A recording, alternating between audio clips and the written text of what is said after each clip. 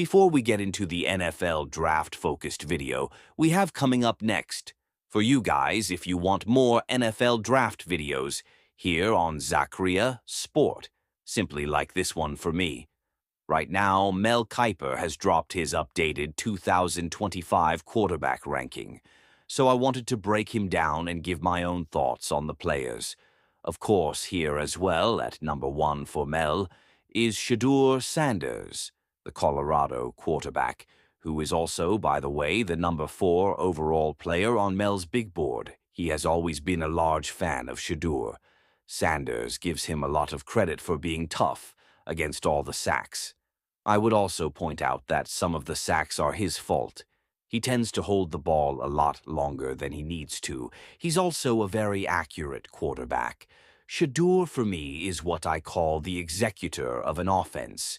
You know, if the scheme isn't terrible, if things are the way they're supposed to be, if your head coach says, hey, this is read 1, this is read 2, get through, maybe get to read 3, if we have to. I think he can do that on a pretty effective basis. He's accurate, got a quick release. The overwhelming physical skill set is not great. I know he's listed at 215. He'll probably be 2 at the combine. And he ain't going to test. 'Cause I think that will be water weight. Kind of like Bryce. He played closer to 200 at Colorado. He's not got a big frame. He's not an elite dual threat. He can move. He's not statue, but the physical skill set isn't overwhelming now.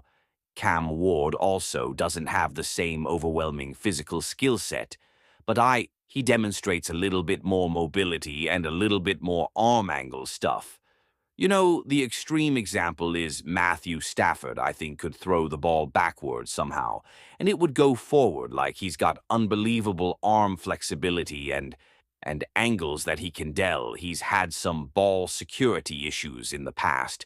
That is a valid red flag. He holds the ball too long. He is a creator on offense, sometimes a creator on defense as well, where he makes mistakes and is inclined to hold the ball too long. Force a bad throw, get picked off, but he makes plays happen.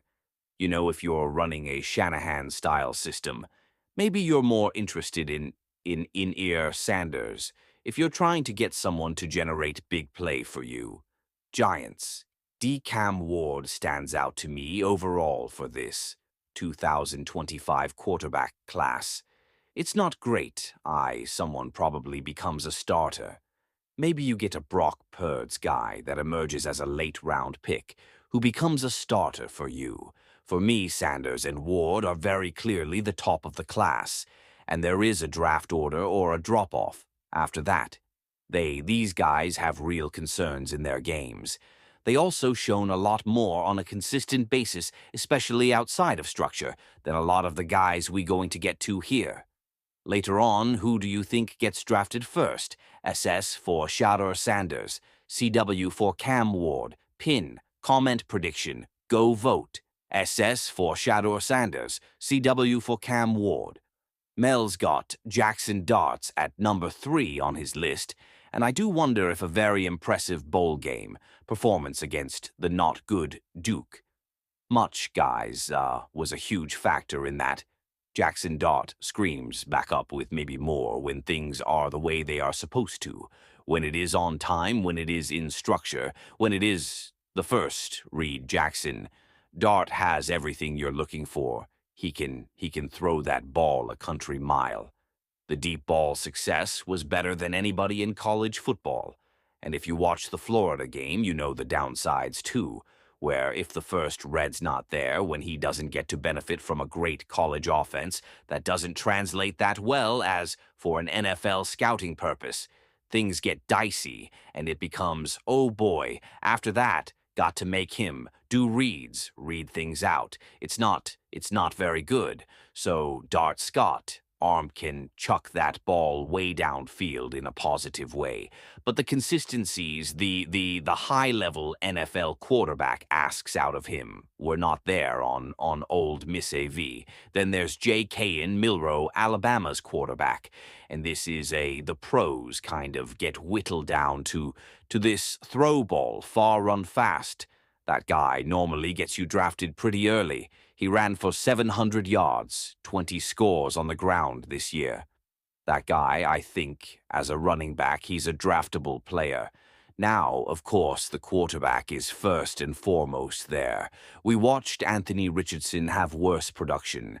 I think being more consistent as a passer go top 5, that is not a good comparison to have with the way has done so far.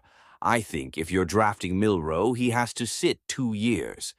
I don't see consistency in the way he reads out of defense. I see in with his technique and his footwork and all that stuff. And it leads to error throws. His mechanics are kind of a mess. He doesn't trust the middle of the field.